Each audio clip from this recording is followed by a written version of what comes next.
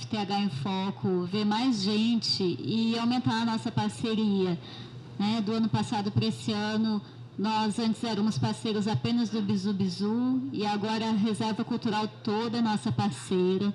Isso é uma grande satisfação. É ótimo continuar contando com a parceria com a UniTV. O pessoal cada vez nos recebe mais e é maravilhoso. E a cada edição a gente inova um pouquinho, né?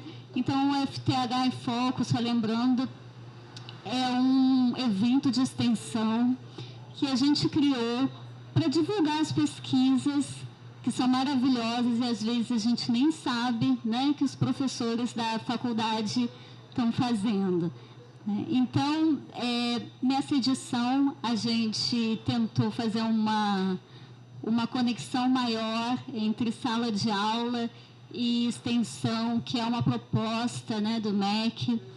E é uma grande satisfação, então, recomeçar esse ano o FTH em Foco. Sejam todos bem-vindos.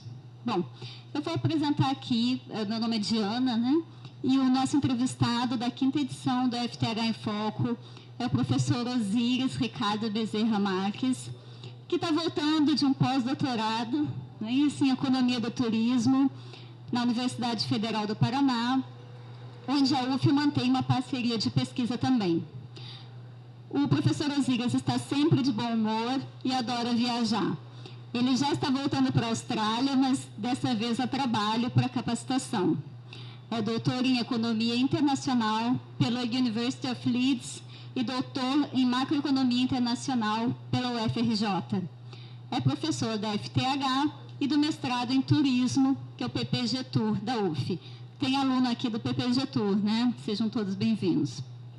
Além disso, é um dos coordenadores do Observatório do Turismo, do qual vamos falar hoje.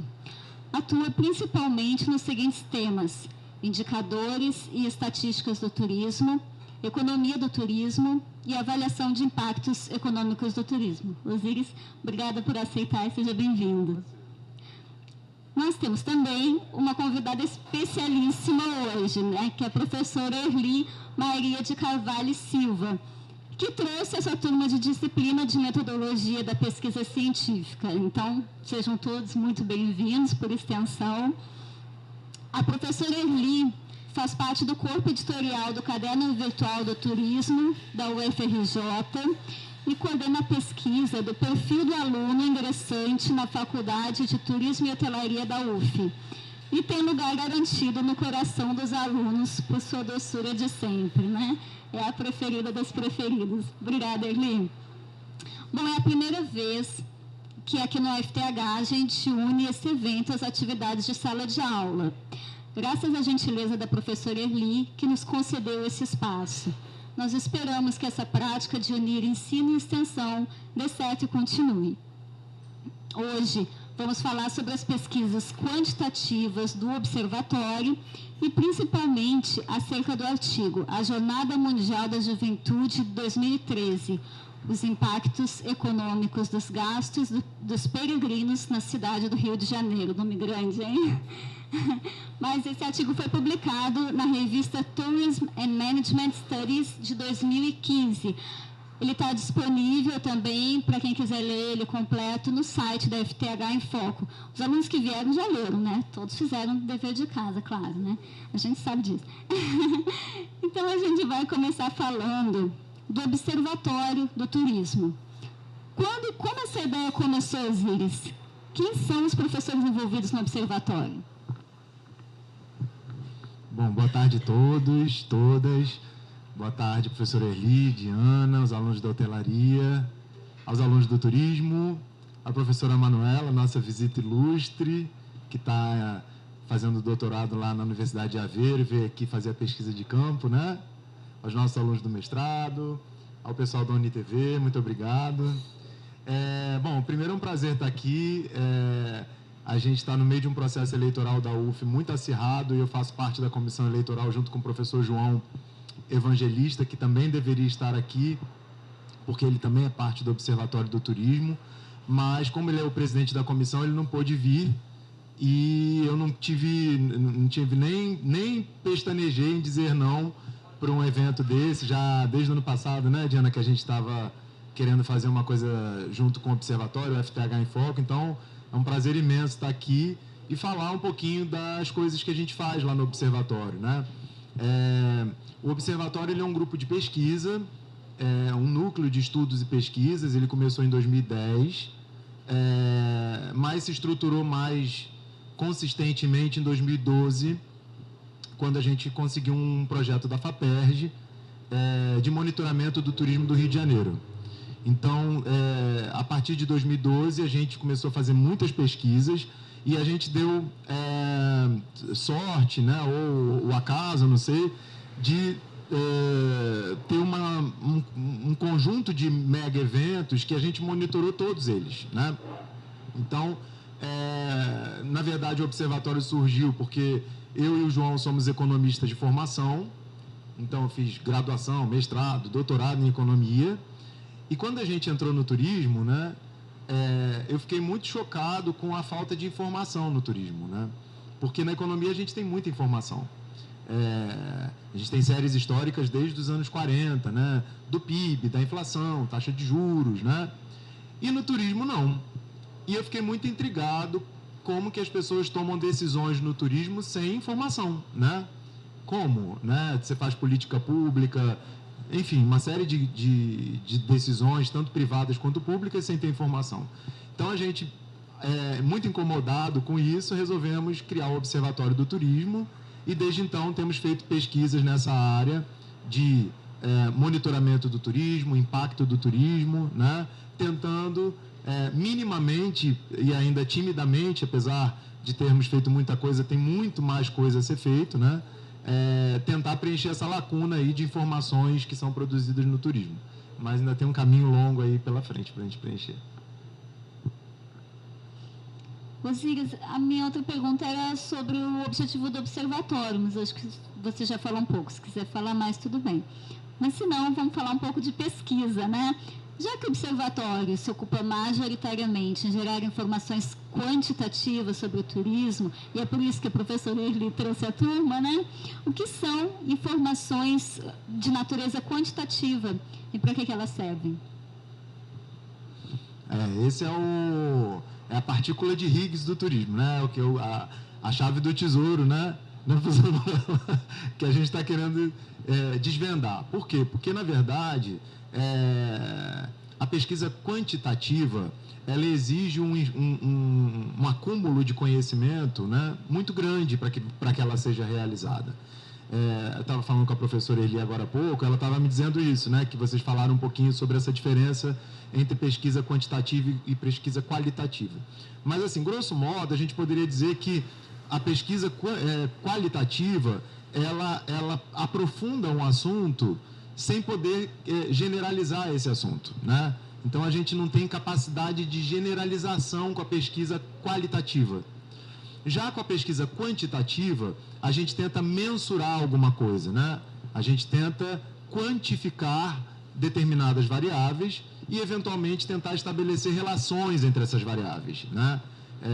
Então, a gente poderia, por exemplo, querer saber por que um turista gasta mais ou menos, o que explica o fato de um turista querer gastar mais ou menos, né? Isso uma pesquisa qualitativa não vai responder, só uma pesquisa quantitativa, né? Então, esse conhecimento que a pesquisa quantitativa traz, ele exige um conhecimento muito profundo de estatística, né? A estatística ela é uma ferramenta importantíssima para a pesquisa quantitativa, e isso acaba apavorando um pouco os alunos, né?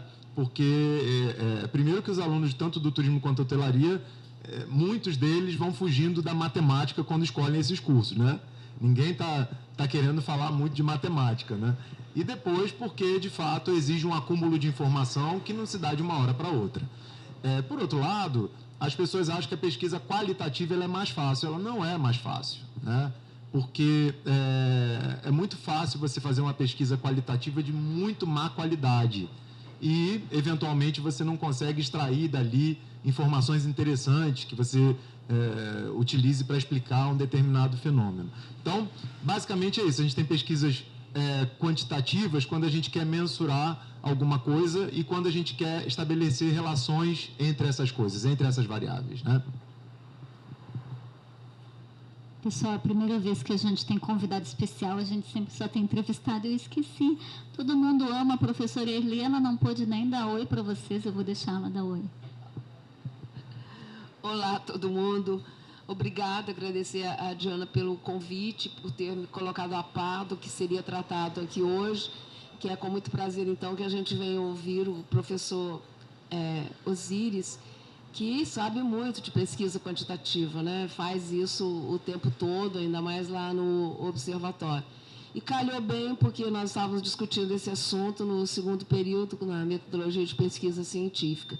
Então, ajuntou, né, o útil ao necessário e, principalmente, ao agradável. Então, vamos ter aqui boas razões, né, para permanecer bem atentos a essa exposição que está sendo feita agora. Agradável ter você aqui, viu? Bom, então, continuando, quais são os principais métodos de pesquisa quantitativa? Agora que você já convenceu todo mundo a fazer pesquisa quantitativa, vamos lá, o que a gente pode fazer? Olha, no turismo, o principal método de pesquisa quantitativa é a pesquisa survey, sem dúvida nenhuma, né? É o que é mais utilizado. E é o que a gente mais utiliza no Observatório do Turismo também, né? E o que é a pesquisa survey? Eu até disponibilizei um texto para vocês sobre pesquisa survey, porque as pessoas acham que a pesquisa survey é só você fazer um questionário e aplicar, né? Não é verdade isso. Tem toda uma estruturação da pesquisa, né? Que passa, sim, pelo questionário, mas também tem a questão da amostra, também tem a questão da população que você está investigando, né? Muitas vezes eu vejo pesquisas, os alunos botando pesquisas no Facebook, né? Para falar assim, faz essa pesquisa aí, né? Preenche essa pesquisa aqui, não sei o quê. Eu fico um pouco assustado, eu confesso, porque, na verdade, quando você coloca uma pesquisa no Facebook, por exemplo, você perde o controle da sua população-alvo, né? Porque, normalmente, quando você faz uma pesquisa survey, você tem um público-alvo, né? Mesmo dentre os turistas. Então, por exemplo, nós fizemos já pesquisa na Jornada Mundial da Juventude, né, que é o tema que a gente trouxe para cá, mas a gente fez pesquisa na Copa, na Olimpíada, fizemos pesquisa no Carnaval LGBT do Rio de Janeiro, em 2014, fizemos pesquisa com taxistas, né, fizemos pesquisa no Rock in Rio. Então, cada pesquisa tem um público-alvo diferente, né? Então, é importante você saber qual é a sua população, né? Quem é o grupo que você quer explicar, para que você possa desenhar a pesquisa a partir disso. Até porque as perguntas que vão surgir dependem também disso, né? Eu estou fazendo agora um trabalho com os alunos de técnica de pesquisa, que é a disciplina que eu estou lecionando esse semestre, e a gente eu pedi para eles fazerem uma pesquisa de demanda em várias situações diferentes, né? Uma pesquisa de demanda no evento, uma pesquisa de demanda sobre o Museu da Manhã, por exemplo. Então, obviamente que são públicos diferentes. Você fala assim, tudo bem, são todos turistas, mas nem todos são elegíveis para responder aquela pesquisa e nem todos têm as informações que você quer extrair do turista para que você possa responder a pergunta que você quer responder. Então, toda pesquisa ela parte de um problema, de uma questão, né? Então, todo pesquisador é um ser muito curioso, né, Eli? A gente tem que ter curiosidade para pesquisar. Não adianta você fazer uma monografia, como vocês vão ter que fazer, sem ter a curiosidade de falar assim, mas eu queria saber um pouquinho mais sobre aquilo, né? Queria saber um pouquinho mais por que as pessoas escolhem hostel e não escolhem hotel 3 estrelas, 5 estrelas. Ou eu queria entender por que as pessoas vêm para o Rio de Janeiro, apesar dos pesares, né? Apesar do Rio de Janeiro estar se tornando uma cidade inóspita, mas as pessoas continuam vindo. Então, essa dúvida, né? Essa inquietação é que movimenta, eu vou dizer para vocês, é engraçado, quando você pesquisa, nunca cansa, Nunca cansa, porque você está sempre querendo, você sempre se recoloca a questão. Que aí você descobre uma coisa, depois fala assim, tá, mas e agora? Dentro disso, o que seria isso? E dentro disso? Parece o Alien, sabe? Quando sai uma boca de dentro da outra. É assim que é a pesquisa, né? Você vai saindo uma pergunta de trás da outra e você vai ficando cada vez mais curioso, querendo explicar o que está acontecendo dentro do fenômeno que você está estudando, né? Você tinha motivado, agora assustou os alunos, né? Bom, pois é, pesquisa é assim. Mas nós sabemos da importância da publicação na área acadêmica. Então, a investigação na Jornada Mundial da Juventude gerou um artigo que os alunos receberam e está disponível também na página do FTH, no Facebook. Você pode nos lembrar o que foi a Jornada Mundial da Juventude?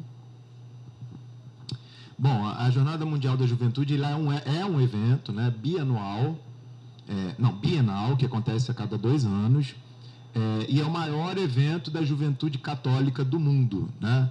Então, os jovens se encontram num determinado país, que nesse ano de 2013 foi o Brasil, e é um encontro de celebração, de festa, de oração, enfim, as atividades que são realizadas pelos jovens, né? Que a gente chamou de peregrinos, né? E a gente teve uma coisa muito especial nessa Jornada Mundial da Juventude, que foi a primeira vez que o Papa Francisco apareceu em público. Ele tinha um mês que ele tinha tomado posse, né? Quer dizer, tinha sido eleito como Papa. O Bento XVI tinha acabado de sair e ele é argentino, né? Então, a gente teve um público argentino muito forte aqui no Rio de Janeiro para ver o Papa e teve uma atração maior porque era a primeira vez que o Papa aparecia. E também, por coincidência, essa foi a nossa primeira pesquisa feita pelo Observatório, né? Que a gente conseguiu o projeto em 2012, mas a FAPERJ enrola para pagar, não sei o quê. Só em 2013 que a gente conseguiu botar o bloco na rua. E aí, foi muito interessante, porque o que aconteceu? A gente fez pesquisas, depois eu vou falar sobre essa parte da pesquisa de campo, né? Que é uma caixinha de surpresa, mas a gente fez pesquisa embaixo de chuva, foi um período que choveu muito, a gente foi para a Quinta da Boa Vista, fomos para Copacabana, e os jovens que estavam participando, eles pediam para serem entrevistados. E aí ficava assim um pesquisador cheio, com 20 pessoas em volta, ouvindo o que aquela pessoa estava respondendo. Aí acabava, agora sou eu, né? Todo mundo queria responder. E eu fiquei prestando atenção como que eles queriam ser ouvidos, né? Engraçado isso, né? Normalmente a gente tem muita dificuldade de parar as pessoas para fazer perguntas, né? Porque ninguém quer parar, né? Você olha uma pessoa com a prancheta na mão, parada, com um colete, você tem vontade de fazer um buraco, passar por debaixo dela para sair do outro lado, né? Porque ninguém quer responder. A gente melhorou muito isso depois que a gente começou a trabalhar com tablet, porque o pessoal também, por outro lado, adora uma telinha, né? Então, quando a gente passou a fazer pesquisa com tablet, e essa foi a primeira que a gente fez com tablet, as pessoas ficaram mais receptivas para responder ao questionário, e o tablet trouxe uma grande vantagem, a velocidade no processamento das informações. Porque quando a gente faz pesquisa no papel, o que você faz? Você faz a pesquisa no papel, depois você tem que digitar tudo que você fez no computador. E com tablet não, com tablet você suprime essa etapa, porque a própria digitação no tablet já é a tabulação. Então, quando a gente chega no Wi-Fi, a gente baixa a pesquisa para a plataforma que a gente trabalha, e quando a gente vê, você já tem uma tabela com todas as informações. Então, o que aconteceu? Eu encontrei com uma jornalista do Globo, durante a pesquisa de campo, ela perguntou para a gente o que a gente estava fazendo. Eu disse que a gente estava fazendo uma pesquisa da JMJ, tal, e a gente iria dimensionar o impacto econômico da Jornada Mundial da Juventude logo a seguir. Era tipo assim, uma sexta-feira, e no domingo ia sair a edição especial do Papa da Jornada Mundial da Juventude. Eu sei que ela falou assim, você não teria como mandar essa informação para a gente, não sei o quê? Aí eu saí correndo, peguei todas as informações, conseguimos tabular, calculamos o impacto econômico numa velocidade incrível, mandamos na sexta de manhã, na sexta noite a gente mandou para ela, porque o jornal do domingo sai no sábado, né? Só no Brasil que acontece, no jornal do domingo sai no sábado. E aí, quando a gente pegou a capa do jornal do Globo, estava assim, só o Papa e uma notinha da gente do lado. Impacto da Jornada da Juventude causou 1,8 bi, né, de impacto, tal. Aí foi assim uma coisa, né, porque a gente ficou tinha uma página inteira com a pesquisa que a gente tinha feito, e aí foi um momento que a gente também se tornou mais público, né, foi logo na primeira pesquisa que a gente conseguiu divulgar uma informação nesse nível, junto com o Papa. Essa informação, eu sei que ela viajou, depois começou a passar na propaganda da Igreja Católica, porque a Jornada Mundial da Juventude acabou causando um prejuízo muito grande para a Igreja, teve um problema no terreno de Guaratiba, enfim, teve uma série de questões que aconteceram, a Igreja acabou ficando devendo uma parte dos fornecedores, e eles começaram a pedir recursos, né? E aí começou a aparecer uma propaganda na TV da igreja falando sobre a Jornada Mundial de Juventude, já passa 1,8 bilhão. Eu falei assim, caraca, olha só, está na propaganda da igreja, né? É interessante isso, né? O impacto que uma pesquisa pode causar na sociedade, né? Isso aumenta muito a nossa responsabilidade, né? De fazer pesquisa, ou seja, do rigor com que a gente faz a pesquisa e com o rigor que a gente divulga essas informações. E, por outro lado, dá um gostinho a mais de que a gente está fazendo uma coisa para a sociedade, né? Que a sociedade também está usufruindo daquilo que a gente produz, né? Isso é muito bom. Sem dúvida, é muito bom. Tem um monte de gente que chega na faculdade e pergunta: o que eu estou fazendo aqui? Para que serve? Tá vendo para que serve? É só vir nos FTH, vocês vão ver um monte de motivos, um monte de pesquisa. Bom, o Observatório tem feito análise dos grandes eventos sediados no Rio de Janeiro. Qual a importância de eventos desse porte para o turismo, na tua opinião, Osíris? Bom, primeiro eu queria cumprimentar a professora Thelma, né, que chegou depois, o pessoal também, né? Na verdade, assim, os grandes eventos... Eu não tenho uma boa notícia sobre os grandes eventos no Rio de Janeiro, na verdade, né? A gente teve muitas oportunidades, muitas. Isso, a gente está falando da JMJ de 2012, mas antes teve Jogos Militares, tivemos em 97 o PAN, né? Então a gente teve muitas oportunidades, talvez tenha sido o único país que teve Copa e Olimpíada junto, e a gente não soube capitalizar esses mega eventos a favor do turismo, né? Quer dizer, a gente teve, obviamente, alguns resultados positivos, a gente não pode dizer que não teve. Tivemos muitos resultados negativos também, né? Mas, no geral, eu acho que não soubemos aproveitar, não soubemos... A Olimpíada ela já estava ali no limite da crise, né? Quer dizer, a gente já tinha uma crise sendo gestada que... Acabou a Olimpíada, ela estourou e a gente não soube não ficou nem o gostinho da Olimpíada na boca ainda, porque quando a gente viu, a gente já estava aí com Dilma sendo impeachmentada, né? Foi no ano da Olimpíada que a Dilma foi impeachmentada, e a crise, enfim. Então, a violência do Rio de Janeiro, que também acabou explodindo. E hoje a gente vê, por exemplo, os estádios que foram construídos para a Copa abandonados, sem recursos, né? Sem condições de se manterem, um recurso muito alto investido para um retorno muito pífio, né?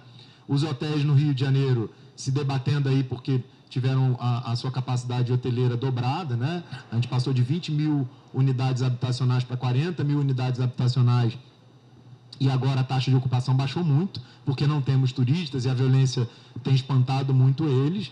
Então, assim, eu acho que...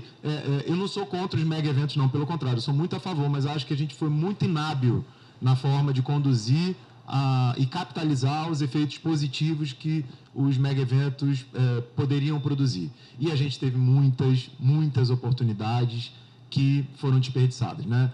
Vide a quantidade de eventos que a gente tem, e todo ano a gente tem mega evento, né? O Carnaval e o Réveillon são 2 grandes eventos, então não é por falta de oportunidade, a gente continua tendo a cada ano pelo menos 2 mega eventos aí que poderiam inclusive serem melhor capitalizados. Nesse último ano, por exemplo, o Carnaval do Rio foi super criticado, né? Por conta da segurança, por conta dos preços. Então a gente vai vendo que mesmo os eventos que a gente tem cativos, eles ainda não são tão bem cuidados quanto poderiam ser, né? Agora, você começou a contar os fatos curiosos da coleta de dados. A gente quer saber mais, né? O que rola na coleta de dados? Olha, rola de tudo. Impressionante, é muita coisa. Porque, primeiro, quando você faz pesquisa, você vai para um ambiente externo, né? E aí você interage com as pessoas, né?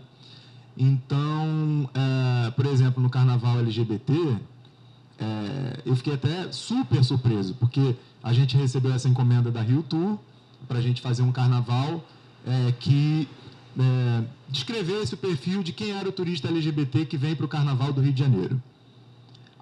Só que a gente teria que fazer durante o Carnaval. Aí eu falei assim, ferrou, né? Ninguém vai querer fazer, os alunos não vão se interessar, vai estar todo mundo viajando, não vamos conseguir fazer a pesquisa, né? Aí coloquei no Facebook uma chamada, né, para os alunos se eles queriam participar e tal. Uma galera se candidatou. E essa pesquisa especialmente, ela tinha uma coisa particular. Como a gente era contratado da Rio Tour e do grupo Diversidade, né, que é ligado à prefeitura, eles deram, todos os eventos LGBT do Rio de Janeiro deram entrada de graça para os pesquisadores. Mas não era para se divertir, era para fazer a pesquisa. Só que a gente não conseguia fazer a pesquisa dentro do evento, porque o som era muito alto, né? E aí eu descobri esse ano que, na verdade, o Carnaval LGBT do Rio de Janeiro não tem nada de samba, não tem nada de pagode, é festa eletrônica pesada. E são muitas festas. Tem festa na Marina da Glória, tem festa no Pier Mauá, tem festa no Sul América. E aí a gente teve que mapear, né, e tal. E a primeira pergunta que essa foi a única pesquisa que os héteros ficaram fora, né? A primeira pergunta que a gente fazia era: qual é a sua opção sexual? Aí tinha. Primeiro que foi difícil mapear, né? Você é trans, você é cis, você é pós, você é, né? Era tanta coisa que tinha, porque a gente precisava abarcar todo mundo do que era considerado LGBT. E aí algumas pessoas ficavam muito chateadas, né, da gente fazer outra pergunta, outras pessoas não ligavam, né, no meio do carnaval. Foi um carnaval que teve uma greve dos lixeiros, então a cidade estava imunda, então onde a gente ia tinha lixo. E aí a gente foi num bloco chamado Tocochona, que é um bloco que tem lá em Botafogo, e assim, a pesquisa ela sempre tem que acontecer antes do evento, né? Não posso chegar, por exemplo, fazer uma pesquisa no Réveillon. Eu tenho que chegar 5 horas, 6 horas antes do Réveillon, porque se eu chegar na hora do Réveillon, ninguém vai me dar atenção para fazer a pesquisa. Aí a gente chegou, e aí estava o bloco começando, tal, e os pesquisadores começaram a se espalhar. E aí eu fico sempre monitorando, né? Porque eu fico ali dando suporte para os alunos, para saber se está indo tudo bem e tal, para evitar qualquer tipo de coisa ruim, né, que aconteça, enfim. E aí eu sei que a pesquisa foi acontecendo, as pessoas foram bebendo, né? Era um bloco de carnaval. Aí, quando eu olho, assim, tá um cara pendurado no pescoço do pesquisador, né? Aí, o Flávio André, né? Que é até nosso bolsista do mestrado. Aí, ele com um tablet, assim, o cara pendurado, assim, no pescoço. Aí eu falei assim, bom, gente, tá na hora da gente ir, né? Porque agora, daqui para frente, eu nem sei se as informações vão ser mais válidas, né? Se vai ter validade na informação, porque agora o pessoal já está mais para lá do que para cá. Mas também já tivemos situações, por exemplo, como na Olimpíada, que um pesquisador nosso, o Renan, a gente estava em Copacabana, na arena do vôlei, né? E aí ele tinha uma suíça com a filha sentada, e ele veio para um lado, e perguntou se ela queria fazer a entrevista com ele. Ela disse que sim, ele baixou, porque ela estava sentada, e começou a fazer a pesquisa. Aí está no meio da pesquisa, as duas olhando para ele fazendo a pesquisa, e quando ela olha para o lado, a bolsa dela tinha sido roubada. E aí ela colocou a culpa nele. Falou assim, você me distraiu para me roubarem. E aí, obviamente, eu estava por próximo, me chamaram, e aí chama a guarda municipal, chama todo mundo, não sei o quê. E aí, como ele continuou com ela, e como ele estava uniformizado, depois chegaram outros pesquisadores e tal, ela percebeu que, de fato, ele não tinha distraído ela, né, para roubarem ela, mas que foi um acaso e tal, mas até mostrar que focinho de porco não é tomada, né, demorou um tempinho e foi uma situação bem desagradável, não só pela pesquisa, mas você vê isso de perto, e eu acho que isso é uma coisa bacana também. E aí fica até um recado para vocês, de que a gente estuda o turismo, mas às vezes a gente não está cara a cara com o turista, né? E aí, quando você está de cara com o turista, que você ouve o que ele fala, você coleta as informações que a pesquisa está levantando, a percepção que você tem sobre o turista muda muito. Porque, na verdade, você tira informações que ele normalmente não falaria, né, numa conversa, né? E, às vezes, acontece dele pedir informação, né? O pesquisador passa a ser uma referência. Às vezes, a gente até troca a pesquisa pela informação, né? O cara fala assim, você sabe onde fica não sei o quê? Se você responder o questionário, eu te digo. Tem que ser esperto, né? Para a gente poder fazer a pesquisa, que tem muita gente que não quer dar informação. Então, tem vários fatos. A gente tem que sempre estar atento a roubo, né? De tablet, a chuva, a muvuca, né? Enfim, são muitas situações que podem acontecer quando você vai para o campo, realmente. Bom, a pergunta que todo mundo faz para qualquer estatístico, matemático, economista é: como faz a amostra, né? Então, uma das maiores dificuldades apontadas por pesquisadores iniciantes é a definição da amostra. Como foi definida a amostra da pesquisa da JMJ e quais sugestões você dá para quem está nos assistindo? Bom, realmente a amostra é sempre um problema importante. O primeiro ponto da amostra é você saber qual é a sua população. Por quê? Porque a amostra ela é uma amostra da população, tá certo? Se eu não sei exatamente qual é a minha população, provavelmente você não sabe qual é a sua amostra, porque a amostra é um subconjunto da população, né? E aí população que eu digo não é população de pessoas, é população no sentido dos indivíduos da amostra, né? A sua população alvo, tá certo? O que não é a amostra, tá? Vou começar pelo que não é a amostra. A amostra não é um percentual da população. Tem muita gente que fala assim, professor, eu posso calcular uma amostra, assim, 10% da população tá bom? Não vai por aí, porque não é um caminho... o cálculo da amostra pelo percentual da população, ele varia muito. Depende do tamanho da população. Quanto maior a população, menor a necessidade da amostra. Como assim? Vamos pegar a eleição eleitoral, processo eleitoral para presidente, né? Que a gente sempre fica ouvindo os resultados das pesquisas do Ibope, Datafolha, né? Na televisão. Tem muita gente que fala assim, professor, como é que eles fazem pesquisa com 2.500 pessoas? O Brasil tem 160 milhões de votantes. Aí a pessoa vai lá e pega 2.500 pessoas. Como é que ele faz para, de 2.500 pessoas, chegar na população, né? Aí, se você pegar 2.500, 2.700, vamos colocar 3.000 pessoas, de 160 milhões, vai dar um percentual muito baixo, né? Se a gente fosse calcular pelo percentual que era o que eu estava dizendo para vocês. Então, na verdade, se eu aumentasse de 160 milhões para 300 milhões a população, provavelmente a amostra ia aumentar de 2.700 para 3.200. Não tem uma proporcionalidade no aumento da amostra quando a população cresce muito. Por outro lado, quando a população é muito pequena, proporcionalmente a amostra é muito grande para aquela população. Então, por exemplo, se eu tenho uma população de 1.000 pessoas, talvez eu tenha que entrevistar 50% dessa amostra, talvez 500 pessoas, 450 pessoas. Aí você fala assim, mas lá nas eleições eu tive um percentual de 0,000 não sei quantos por cento, e aqui eu tenho que ter 50%, exatamente porque não tem correspondência em relação ao percentual, né?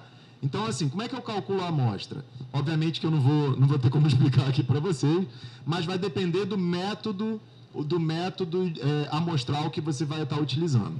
O método amostral que a gente mais utiliza é a amostra aleatória simples, mas a gente tem outros métodos, como, por exemplo, método de estratificação, né, da amostra que você tem, e aí cada um desses métodos exige um cálculo diferente. O cálculo depende do intervalo de confiança que você vai utilizar, do erro amostral, né? O que seriam esses parâmetros? Seriam parâmetros de confiabilidade se aquela amostra de fato reflete aquela população, né? Porque o sonho de toda amostra é chegar à população, né? Ela fica ali, olha, doida para ser população. Ela não é, mas ela quer chegar à população. Aí você fala assim, mas por que eu não investigo a população e tiro uma amostra da população? por um motivo muito simples. É muito mais barato e é muito mais eficiente, mais rápido, né? Você chega mais rápido à resposta do que se você tivesse que consultar toda a população. Você imagina, né? Em determinados casos, a gente tem casos que é impossível você chegar na população. Então, já pensou se a gente tivesse que investigar todo o corpo, todo o sangue do corpo para fazer um exame de sangue? A gente morreria, né?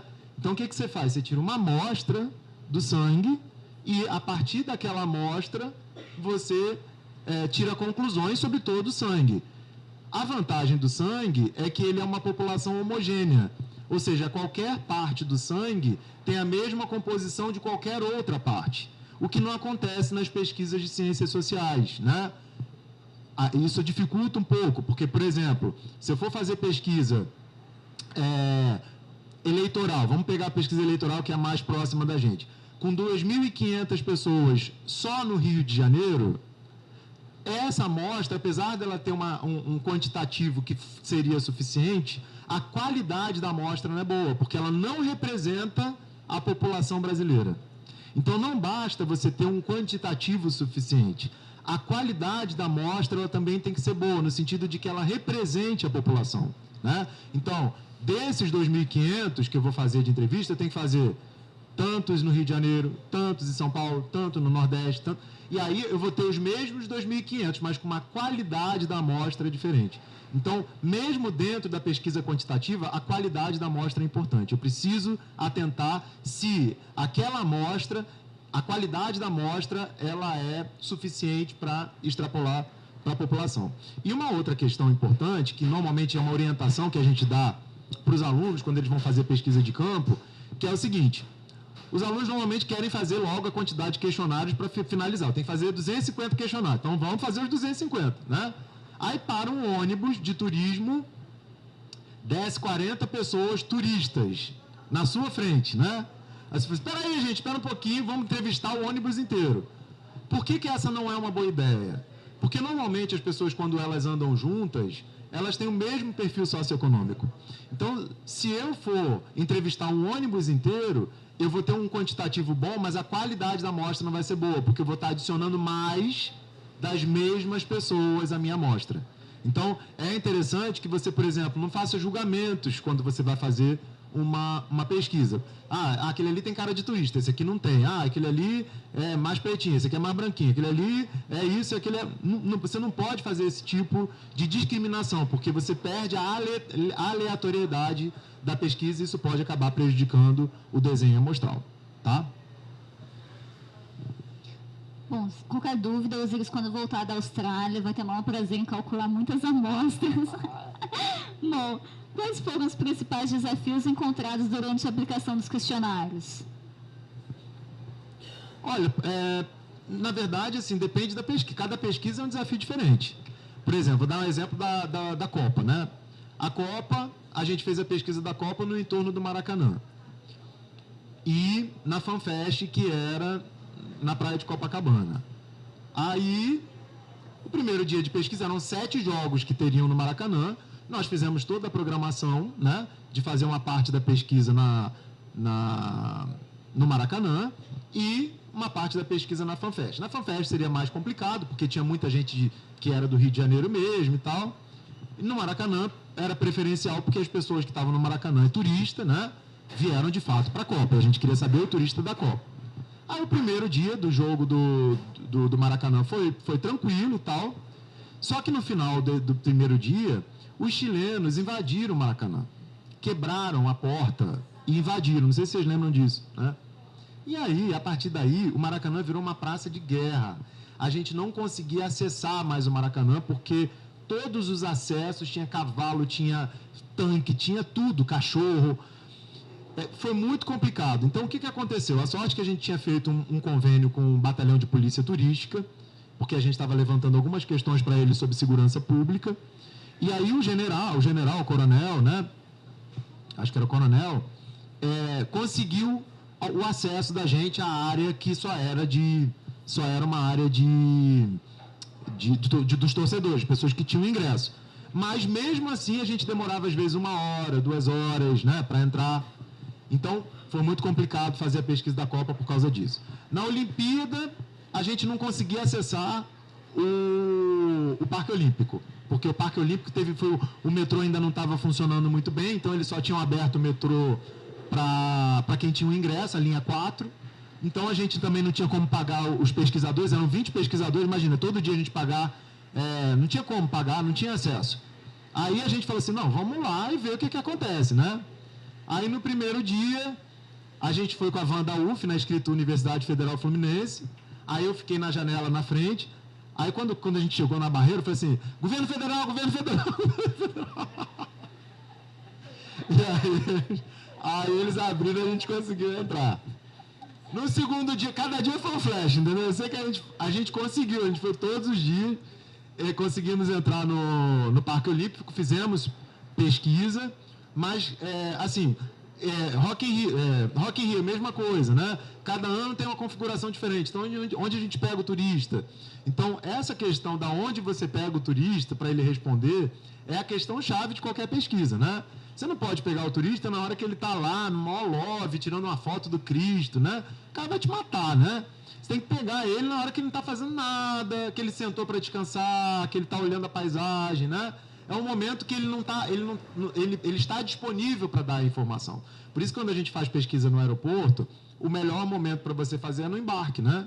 Porque no desembarque o cara já está saindo correndo, querendo ver o Rio, acabou de chegar, né? E no embarque não, a pessoa está lá, está esperando o voo, então você consegue fazer uma boa pesquisa. Então sempre é uma dica importante, porque a gente demorou para aprender de qual era a hora certa para pegar o turista e fazer pesquisa. Isso é importante, gente. Essas dicas normalmente não estão em livros, né? Não estão em nada. E, bom, coletamos os dados com todas as dificuldades, governo federal e tal. E agora a gente tem que analisar, né, Osíris? Como é que foram analisados os dados da JMJ? Então, a gente tem um estatístico que trabalha com a gente, o Thiago Ramos, que inclusive também trabalhou no IOT, né? E ele ajuda muito a gente, porque ele faz tudo o que ele faz em 20 minutos, a gente demora um dia inteiro para fazer no Excel, né? E ele usa o SPSS, que é um programa de estatística super bacana e que, para quem sabe usar, é uma coisa assim, você aperta dá alguns comandos e sai tudo que você quer. Então, a gente trabalha com ele e, eventualmente, a gente faz cruzamentos, né? Por exemplo, eu fiz o Sebrae, ele tem uma publicação chamada Sebrae Inteligência Setorial. E tem uma publicação na área de turismo que eu já participei de algumas, dando opiniões e tal. E aí eles fizeram uma pesquisa sobre o turista solitário, que é o turista solitário, o turista que viaja sozinho. E parece que isso é uma tendência, as pessoas estão cada vez mais viajando sozinhas, né? Inclusive as mulheres, né? Eu estava vendo uma pesquisa que tem aumentado muito a quantidade de mulheres que viajam sozinhas, porque as mulheres têm muito medo de viajar sozinha, mas com essa coisa do empoderamento feminino, graças a Deus, né? Elas estão viajando mais sozinhas do que antes. E aí eles fizeram um trabalho sobre isso, porque eles fazem uma espécie de encarte com informações e tal, para orientar os pequenos negócios que querem surgir e oferecer determinados serviços para aquele público que eles estão analisando. E aí eu fiz essa entrevista sobre o turismo solitário e tal. A gente tem alguns resultados, porque uma das nossas perguntas nos questionários que a gente faz é com quem a pessoa está viajando, e uma das opções é sozinha. Então, o que eu tive a ideia depois que eles me deram essa ideia, né? De, para todas as pesquisas, fazer um cruzamento só pensando quem disse que viaja sozinho. E aí você pega da pesquisa quem viaja sozinho e você analisa o perfil daquela pessoa. Você faz um extrato, né? Então, essa é uma análise que depende, obviamente, de um conhecimento técnico para você poder extrair essa informação. É como se fosse um filtro, sabe? Quando a gente faz um filtro no Excel, que você vai lá e só filtra aquela informação. É a mesma coisa, só que a partir desse filtro a gente constrói as outras variáveis. Então, as informações da JMJ, elas foram tabuladas assim, né? Com estatístico, normalmente, para as publicações do Observatório, a gente faz uma análise descritiva, que são a estatística ela tem dois grandes braços, né? que é a estatística descritiva e a estatística inferencial. A estatística descritiva é essa estatística que se ocupa de simplesmente pegar um conjunto de dados e descrever, né? De falar lá, tantos por cento tinha tal idade, tantos por cento é do sexo masculino, gráficos, tabelas, né? Tudo isso é descritivo. A estatística inferencial, ela tem o propósito de tirar conclusões da população a partir da amostra, né? Então, quando a gente fala de teste de hipótese, distribuição normal, né? Distribuição T-student, todas aquelas distribuições horrorosas que a gente fica com medo de olhar, até de estudar, é da estatística inferencial e é a base dos modelos estatísticos de conclusões, né? O que seriam esses modelos? Modelos de causa e efeito, né? O que causa determinada coisa, o que explica a causa de determinada coisa. Quem vai fazer isso é o modelo inferencial da estatística, utilizando a estatística inferencial. No caso da JMJ, a gente só utilizou para a publicação das informações estatística descritiva. Mas depois, nesse artigo, a gente tenta fazer um exercício de estatística inferencial, de tirar conclusões da população a partir da amostra. Bom, tem alguém aqui da economia? A gente mandou convidar, né? Tem gente aqui diferente que não conhece todo mundo do mestrado? Na economia? Então, o que são modelos de avaliação dos impactos econômicos do turismo? E por que eles servem? Olha, serve para muita coisa. É impressionante. Na verdade, até a gente que estuda não tem dimensão do alcance que os modelos de impactos econômicos têm. O modelo de impacto econômico, ele serve para mensurar quanto que varia determinadas informações do turismo quando você tem um elemento novo, né? Por exemplo, um evento, ou normalmente um evento, ou um evento esportivo, uma Copa, uma Olimpíada, né? Ele não é um modelo que vai estar olhando para o que está acontecendo já, né? Quer dizer, quanto que as pessoas já gastam no turismo? Isso, obviamente, a gente tem como mensurar pela conta satélite do turismo, né? Que a gente não tem ainda, apesar de já ter a metodologia mais ou menos desenvolvida, mas a gente não tem uma conta satélite do turismo. Então, o que o modelo dos impactos econômicos mensuram? Quanto que aquele evento contribuiu para aumentar ou reduzir determinadas variáveis na economia do turismo. Então, por exemplo, quanto que aumenta a renda, quanto que aumenta o emprego, quanto que aumenta o recolhimento de impostos, mas também quanto que aumenta os preços, por exemplo, que é um efeito negativo. Quanto que, eu poderia fazer um estudo de quanto que os preços dos imóveis no Rio de Janeiro aumentou por conta da Copa e da Olimpíada. Esse é um efeito negativo, né? E a turismofobia, por exemplo, ela está muito relacionada a esses efeitos negativos, né? Quando esses efeitos vão se avolumando e se tornando insuportáveis para quem vive naquele lugar, a gente chegou a experimentar isso, mas não, né? Mas a gente viveu uma gentrificação, né? Uma expulsão das pessoas da capital para áreas mais distantes, né? Eu mesmo tive amigos que moravam, por exemplo, em Copacabana, foram para Tijuca. Gente que morava na Tijuca foi para o Meia. Quem morava no Meia foi para Caxias. Quem morava em Caxias... Enfim, deve ter gente parada em São Paulo e tudo com essa expulsão, né? Porque a gente vai empurrando, porque ninguém tem condições de arcar com os custos, né? É muito alto. Então, o impacto econômico do turismo, ele tem esse propósito de mensurar todas essas variáveis. A gente pode ter impactos diretos e indiretos do turismo. O impacto direto é aquele que efetivamente o turista desembolsa, né? Então, sei lá, as pessoas vieram para a Copa. Quanto que saiu do bolso delas? Quando falo do bolso, né? De cartão de crédito, enfim. Quanto que elas gastaram diretamente ali? Pagaram de hotel, foram no restaurante, gastaram com transporte, gastaram na balada, né? Quanto que gastou é o impacto direto. Os impactos indiretos é o efeito que esse gasto inicial causa na economia. É como se você jogasse uma pedra num lago que está parado e a pedra cai e ela faz uma onda que vai reverberando, né? No caso do impacto em toda a economia, né? Então, a gente tem como mensurar esse efeito, que é o efeito indireto, que tem a ver com a cadeia produtiva do turismo. Quer dizer, se eu vou num hotel e gasto no hotel, o hotel ele tem o café da manhã. Então, ele compra queijo, de Teresópolis compra o leite de Petrópolis, compra as verduras de não sei da onde, as carnes de não sei da onde. Então, a partir desse gasto inicial, eu gero outros gastos, que são os gastos indiretos, que podem ou não estar relacionados ao setor de turismo.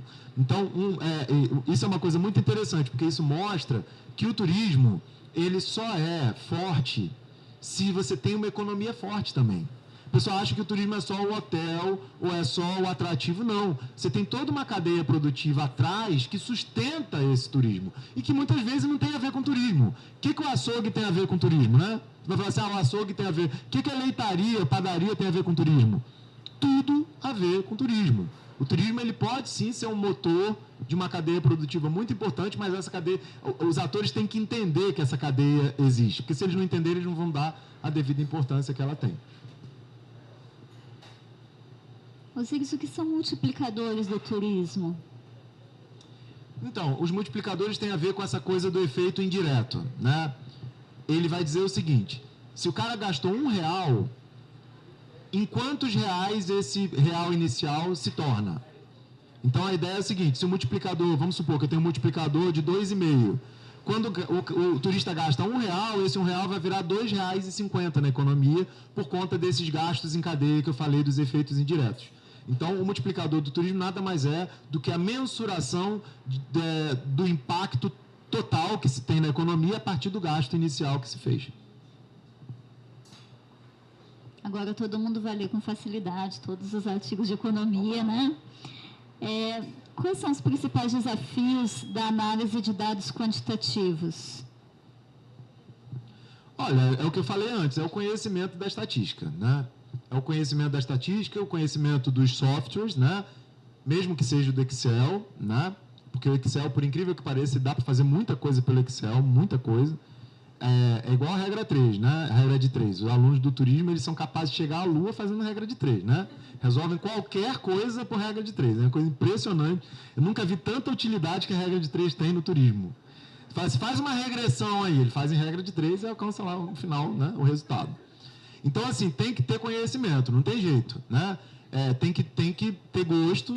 Se você não gosta de matemática, a pesquisa quantitativa provavelmente não vai ser quantitativa, não vai ser o lugar que você vai se sentir mais à vontade, e tem que ter um conhecimento acumulado muito grande, porque você exige um acúmulo de informações.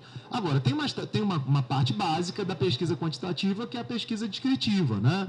Que é o que a gente normalmente utiliza mais nas monografias do turismo, né? O professor Eli pode falar isso com mais categoria, que é a nossa musa da orientação, né? Então, ela sabe muito bem o que o pessoal está fazendo. Sim, essa questão da hipótese, né? Que todo mundo fala assim, como é que eu faço a minha hipótese, né? Gente, hipótese é para pesquisa quantitativa. Pesquisa qualitativa não tem hipótese, tem no máximo uma suposição, né?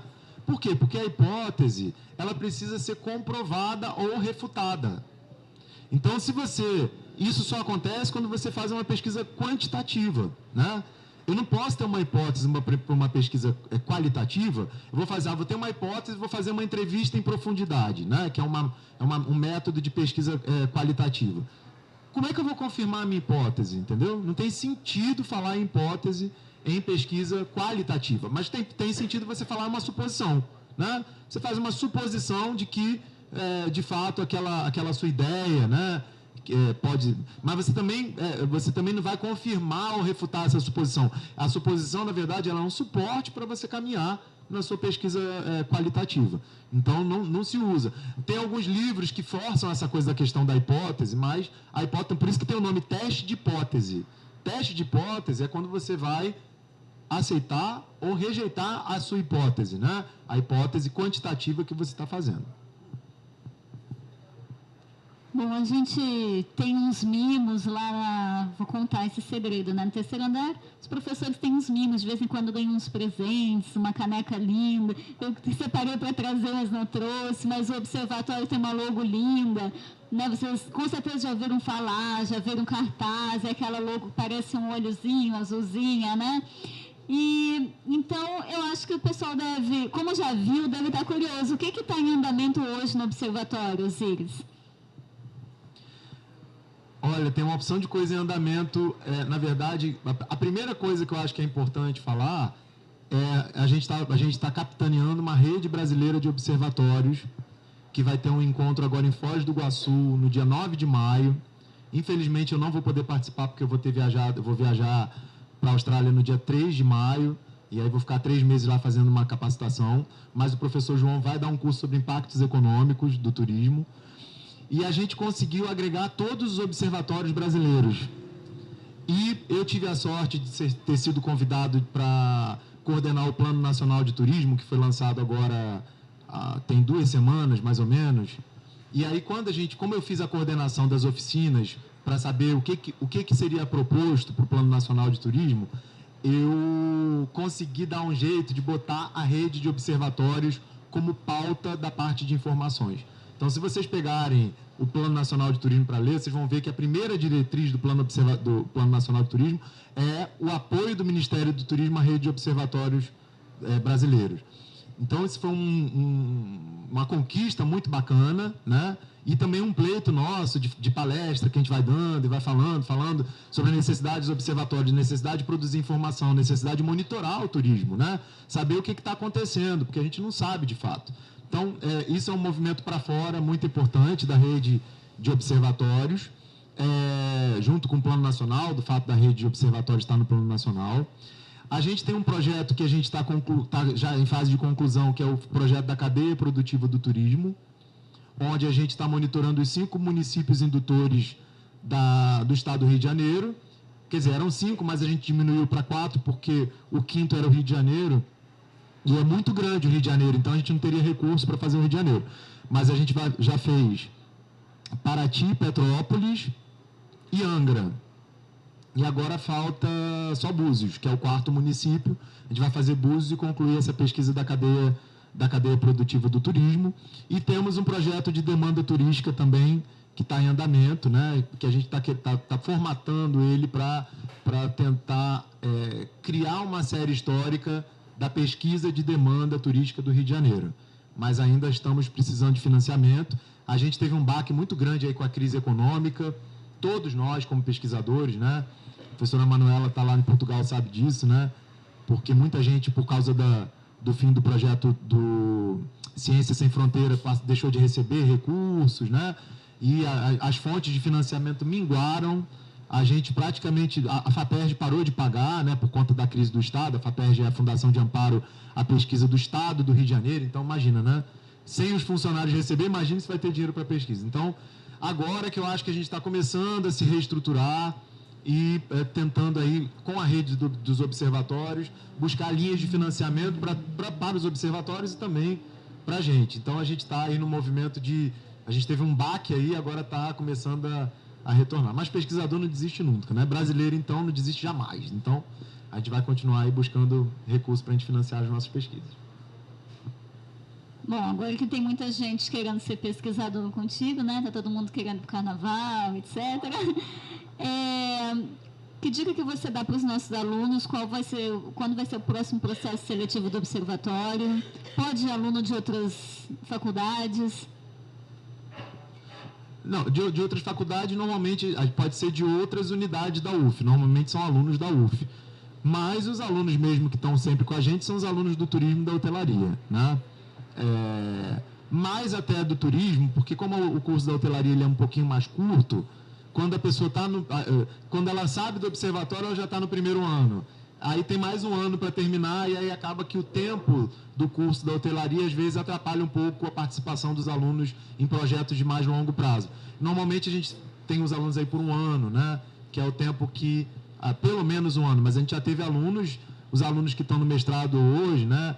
A Isabela já fez pesquisa com a gente, o Flávio, o Rômulo, a Juliana, enfim, vários alunos que passaram pelo observatório hoje estão no mestrado, já finalizando o mestrado, né? Então é muito bacana ver isso, né? Que a gente consegue. A gente tem um aluno, Marcelo Nunes, que já é professor da Rural, virou professor da área de turismo, já está fazendo doutorado, né? Então é muito legal por um lado e péssimo por outro, que a gente vai vendo que a gente vai ficando velho, né, professor? Que a coisa está andando rápida demais, né? Não sei o que está acontecendo, mas já tem 10 anos que eu estou no turismo, né? Parece que eu entrei ontem, já tem 10 anos. Daqui a pouco eu estou me aposentando, né, Thelma? Se Deus quiser e o Temer deixar, né? A gente se aposenta. Mas, assim, esse ano, por conta dessa licença capacitação que eu vou fazer, e por conta do professor João também estar super enrolado como presidente da comissão eleitoral aqui da UF, a gente resolveu não fazer o processo seletivo para não deixar os alunos desamparados, né? Então, eu vou fazer essa capacitação, em agosto eu volto, e aí eu devo fazer o processo seletivo do observatório. Para quem não sabe, o Observatório do Turismo fica na sala do CAPT, que é lá na Praia Vermelha, é uma sala no outro campus, não é aqui no bloco H do Gragoatá, é uma sala que fica na UFASA do bloco H, lá na Praia Vermelha, fica no térreo. Vocês estão todos convidados para ir lá conhecer. É um espaço que a gente conseguiu construir com recurso de pesquisa, de várias pesquisas, um espaço super bacana, talvez um dos poucos espaços dedicados à pesquisa, 100% dedicado à pesquisa, né? Então, é um orgulho nosso poder ter esse espaço, ter conseguido construí-lo, né? E todos os alunos que passaram por lá, que foram cerca de 50 alunos até hoje, colocaram uma pedrinha. Muito legal isso. Então, para a gente é um prazer sempre trabalhar com os alunos, convidá-los a fazer as nossas pesquisas. A gente deve fazer pesquisa no segundo semestre, mesmo que as pessoas não sejam do observatório, como membro do observatório, pode participar como pesquisadores de campo. A gente sempre faz chamada no Facebook para isso. Então, a porta está sempre aberta, né? E aí, no segundo semestre, a gente deve ter um processo seletivo. Tá? Nossa convidada especialíssima quer fazer alguma colocação ou pergunta? Eu gostaria de falar com o professor Osíris dessa oposição que às vezes a gente vê entre pesquisa qualitativa e pesquisa quantitativa, como se fossem coisas assim dicotômicas, né? E que na verdade elas podem muito bem se conversarem, combinarem entre si, né? Eu gostaria que você comentasse um pouquinho isso. É uma ótima pergunta, Eli, ótima pergunta. Porque tudo no Brasil vira fla-flu, né, gente? A gente está nessa época agora, né? Coxinha, eterna coxinha e mortadela, eu adoro os dois, né? Adoro coxinha, adoro mortadela. Mas, assim, de fato, o que a Erli falou é uma coisa que na academia a gente vai vendo, uma dicotomia entre pesquisa quantitativa e pesquisa qualitativa, como se elas fossem antagônicas. E, na verdade, não são. O que a gente tem visto atualmente, nas pesquisas mais de ponta, é exatamente uma conjugação das pesquisas qualitativas e das pesquisas quantitativas. Eu vou dar um exemplo para vocês de uma pesquisa que a gente fez aqui na UF sobre a monitoria da UF, né? Eu tive a oportunidade de ser coordenador da monitoria durante 3 anos, de 2011 a 2014, eu acho. Não, 2013. E aí, quando eu estava saindo da coordenação, da direção da coordenação da monitoria, eu propus ao Renato Crespo, que na época era pró-reitor de graduação, que a gente fizesse uma pesquisa com a monitoria, porque a monitoria ela tem um gasto anual de mais de 4 milhões de reais. E eu falei assim, gente, com 4 milhões de reais, a gente precisa entender o que acontece nesse programa. Seria uma irresponsabilidade a gente não mensurar isso, né? Aí eu convidei a professora Verônica e nós dois conduzimos uma pesquisa com a monitoria da UF inteira. E aí o que a gente fez, Erli? A monitoria é muito complexa, porque ela tem muitas aplicações. Ela pode ser atendimento ao aluno, ela pode ser construção de material didático, ela pode ser apoio a laboratórios, nas disciplinas laboratórias. São muito diferentes, né? Então, como eles são muito diferentes, o que a gente fez? A gente resolveu fazer um grupo de foco, vários grupos de foco, com estudantes atendidos pela monitoria, monitores, professores orientadores de monitoria e os coordenadores de monitoria. Então, a gente fez um grupo de foco com cada um desses núcleos e, a partir do que a gente obteve nos grupos de foco, a gente foi capaz de construir um questionário quantitativo, porque esses grupos de foco nos deram uma direção do que a gente precisava perguntar. Será que o que aquele grupo falou se confirmaria numa pesquisa quantitativa? Ou seja, será que a gente conseguiria generalizar aquilo que está sendo falado, né? Então, a gente foi construir 4 questionários a partir dos grupos de foco, e aí sim fizemos a pesquisa quantitativa, né? E foi maravilhoso. Eu tenho esse material, depois eu posso até disponibilizar para vocês. Ficou uma pesquisa sensacional. Depois eles fizeram uma impressão linda, a impressão com papel bonito, não sei o quê, ficou tão bonito, né? Você fala assim, caraca, foi a gente que fez isso, né? Chega a dar um orgulho, assim. Porque quando você faz a pesquisa, no início é só um bando de número, tabela, não sei o quê. Quando você vê o negócio arrumado, pronto, né? Vestido para o casamento, né? Aí é outra coisa, né? Então, assim, foi muito... A pesquisa ficou linda, trouxe informações relevantes sobre o que todo mundo acha, sobre o que a universidade inteira pensa sobre a monitoria, com notas, né? Quantificando as percepções, quantificando quais áreas eram mais... A monitoria era mais aplicada, né? Por área de conhecimento, né? Se era ciências sociais aplicadas, se era engenharia, se era...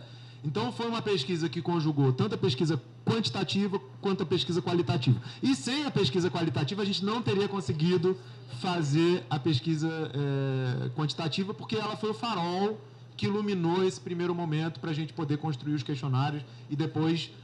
você vê, a gente não consegue fazer grupo de foco com a universidade inteira, porque a pesquisa qualitativa ela tem o propósito de olhar determinados grupos, né? Mas a gente consegue alcançar a universidade inteira com um questionário quantitativo a partir desses grupos. Bom, pessoal, eu não canso de falar sempre no início ou no final das edições da FTH o quanto é um orgulho para mim trabalhar com professores que fazem pesquisa e que contribuem dessa maneira, com essa qualidade, para o turismo no Brasil. Né? As atividades elas não acontecem a esmo, não acontecem na sorte, mas acontecem com muito trabalho e com pesquisa séria. Então, muito obrigada, é um orgulho estar aqui com vocês e especialmente prazeroso estar com a professora Erli, que topou essa ideia meio maluca de tirar os alunos da sala de aula no momento em que ela ia falar de pesquisa quantitativa e trazer para cá, né, para fazer uma vivência um pouco diferente.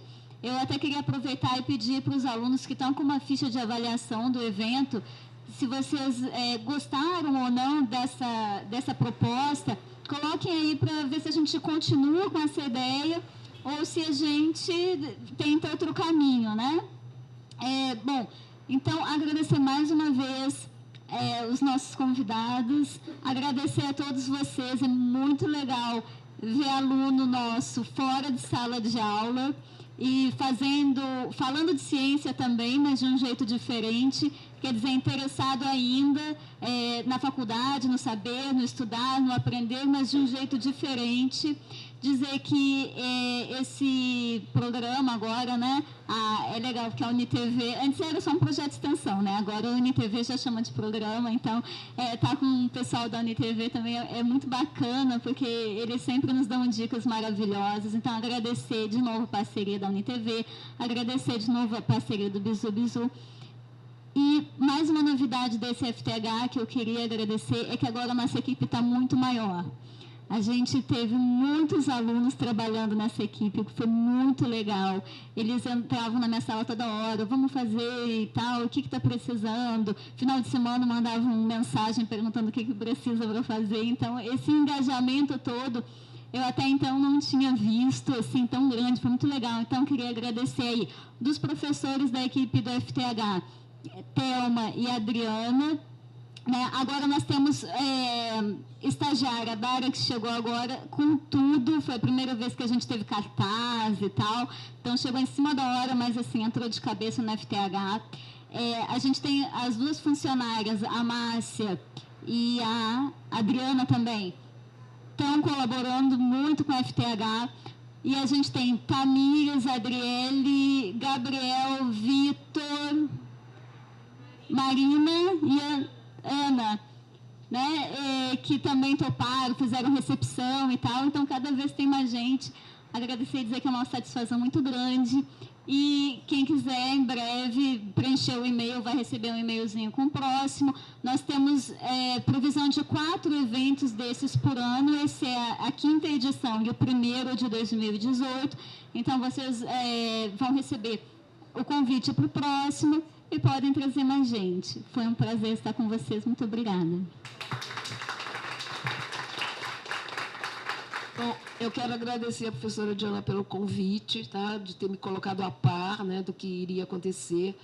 Quero parabenizar pelo evento, né? Tudo tão arrumadinho, tão planejado, ela tão preocupada com tudo, de fazer da melhor maneira possível. Quero agradecer ao professor Osíris também, professor, que a sua contribuição foi bem grande para nós. Porque uma coisa seria eu teorizar a respeito de pesquisa quantitativa, porque eu não tenho nenhuma prática na pesquisa quantitativa. Mas você trouxe a vivência do dia a dia da pesquisa quantitativa. Como dizem na propaganda, isso não tem preço, não é? Porque isso não está em livro, a gente não aprende nada disso no livro. E suas explicações muito claras, muito objetivas. Então, parabéns também pela capacidade de trazer para nós essa vivência toda da pesquisa quantitativa. E agradeço aos meus queridos alunos e a todos pela companhia que me fizeram aqui nesse evento.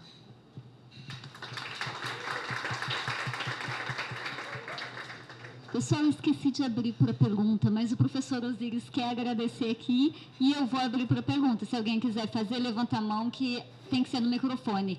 Eu preciso avisar também que o evento está sendo filmado desde o início, né? Então, se alguém fizer pergunta, a gente vai pedir para sentar aqui nessa cadeira para ficar lindo na câmera, tá? Para ficar...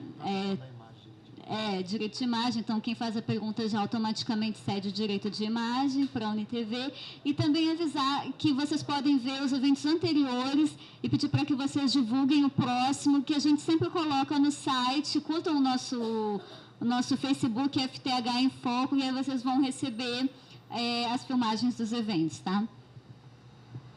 Bom, queria agradecer, né, pela oportunidade de falar. O professor já gosta de falar, né? E para os alunos da gente, eu gosto de falar mais ainda, né? A gente fala para tanta gente e, às vezes, a gente deixa de falar para as pessoas que estão mais próximas, que são os nossos alunos. A gente fala na sala de aula, mas como os períodos são muito misturados, né? Queria também agradecer ao professor Erli por ter trazido vocês, né? E agradecer a Diana pelo carinho, pela forma com que ela conduziu com tanta seriedade esse evento, né? Com tanta dedicação, com tanto esmero, né? Muito obrigado. Qualquer dúvida, eu vou estar disposto às perguntas, mas não sei se a gente vai ter tempo para todas, mas se não tivermos, é só me parar no corredor, a gente fala. Enfim, estou à disposição de todos vocês para conversarmos sobre as pesquisas, tá? Obrigado, tá, Diana?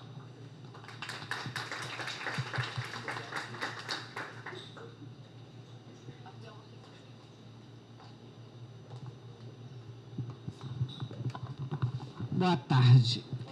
Desculpa ter chegado atrasado. Eu tenho uma pergunta, Osíris. Eu tenho uma experiência de pesquisa, aquela pesquisa que eu fiz lá no Museu do Louvre, e na França é interditado colocar em qualquer pesquisa, não é que seja interditado, não é praxe, colocar em qualquer pesquisa uma pergunta muito comum nas pesquisas brasileiras, que é renda familiar. Né? O francês não responde. Se você perguntar qual é a renda familiar, então, nos formulários, eles aplicam no Museu do Louvre 10.000 pesquisas por ano, que são quantitativas. As qualitativas são dentro das necessidades da quantitativa. E não há, quando eu fiz o meu formulário, estava lá o modelo brasileiro de renda familiar, né? E imediatamente a chefe da pesquisa mandou que eu tirasse, porque isso não se pergunta na França. Por que nós perguntamos? O que esse elemento, renda familiar, acrescenta na leitura dos resultados? Olha, acrescenta muita coisa, né? Porque, na verdade, a gente não pode esquecer que o turismo ele é uma atividade econômica, né?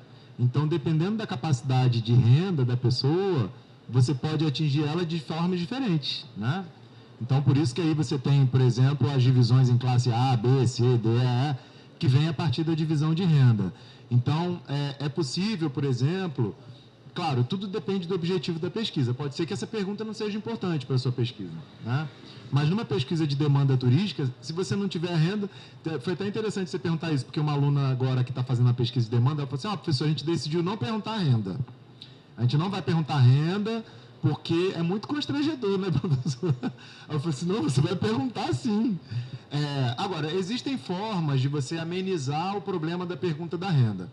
Uma delas é você não perguntar... Agora que a gente faz a pergunta com tablet, a gente pode virar o tablet e a pessoa escolher a faixa de renda dela e passar e você nem saber, ela não te dizer verbalmente qual é a renda dela.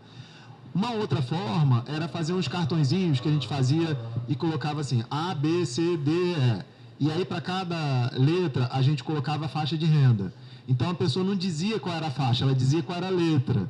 Parece que não, mas faz diferença. Você, em qual faixa de renda você se enquadra? Você, na letra G, na letra B, na letra C. Ameniza, não resolve. Agora, no limite, se você não puder mesmo fazer pergunta, existem outras formas de você tentar inferir de maneira indireta a renda da pessoa. Então, você, por exemplo, você coloca assim, na sua casa tem geladeira, televisão, máquina de lavar, nananã. Você vai listando as coisas de forma que, com aquela configuração, você infira qual seria a classe de renda daquela pessoa.